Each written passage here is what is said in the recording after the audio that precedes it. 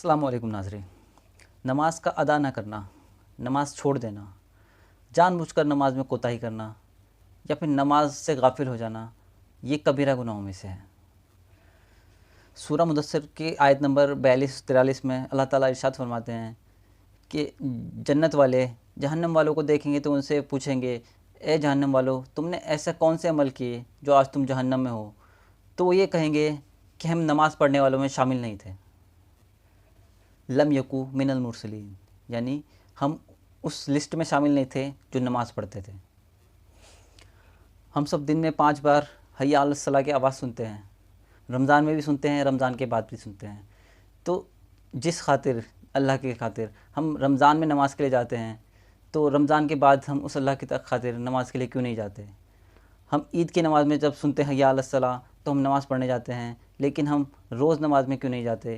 रोज़ भी यही अल्लाह हमें पुकारता है, आओ नमाज़ की तरफ, आओ कामयाबी की तरफ। जिस अल्लाह की खातिर हम मैयत की नमाज़ पढ़ते हैं, ईद की पढ़ते हैं, जुमा की पढ़ते हैं, तो उसी अल्लाह की खातिर, उसी अल्लाह के हुक्म पर हम बाकी नमाज़ें क्यों नहीं पढ़ते? क्यों बाकी नमाज़ों में इतनी कोताही बरतते हैं? आज हमारे पास नमाज़ छोड़ने के इतने छोटे छोटे वजह, इतने छोटे छोटे बहाने हैं, जैसे हमारे कपड़े पाक नहीं हैं,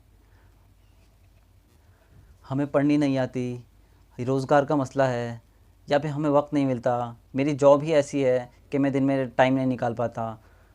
इतने छोटे छोटे बहाने लेकर हम आज की डेट में नमाज़ छोड़ देते हैं। एक हदीस में ये भी आया है कि जो इंसान नमाज़ नहीं पढ़ता वो काबिल एतबार नहीं है, उस पर भरोसा नहीं किया जा सकता, क्योंकि जो शख्स अल्लाह ताला से वफ़ा नहीं कर सकता वो किसी और से क्या वफ़ा करेगा, उसकी बात का बिल्कुल यकीन नहीं किया जा सकता।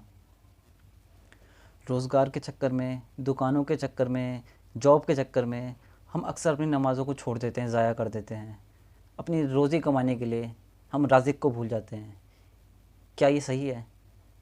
उस राज़िक को भूल जाना जिसने हमें, जो हमें रोज़ रोज़ी दे रहा है, अल्लाह ताला उसको भी रोज़ी दे रहा है। जो छोटे से छोटा कीड़ा ज़मीन के अंदर है और उस पक्षी को भी रोज़ी दे रहा है जो आसमानों की बुलंदी पर उड़ रहा है। तो हमें अल्लाह ताला पर इतना यकीन रखना है कि अल्लाह ताला हमें हमारे हक़ की रोज़ी ज़रूर पहुंचा देगा।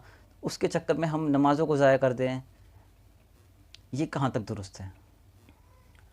सूरह माऊन में अल्लाह ताला इरशाद फरमाते हैं कि बर्बादी है उस शख्स पर जो अपनी नमाज़ों से गाफिल है। हम ये सोचते हैं कि अभी तो बहुत ज़िंदगी पड़ी है, इंशाअल्लाह बाद में नमाज़ पढ़ लेंगे, अभी तो बहुत उम्र पड़ी है, अभी कमाई कर लेते हैं, जबकि अगले सेकंड का भी भरोसा नहीं है कि हम अगले सेकंड इस दुनिया में होंगे या नहीं। अपनी छूटी हुई नमाज़ों के लिए हमारे पास तौबा करने का वक्त तब तक है जब तक मौत का फ़रिश्ता हमारे सामने नहीं आ जाता। तो इंशाअल्लाह अल्लाह ताला हम सबको नमाज़ पढ़ने की तौफ़ीक़ अता फ़रमाए और तौबा करने की तौफ़ीक़ अता फ़रमाए। आमीन।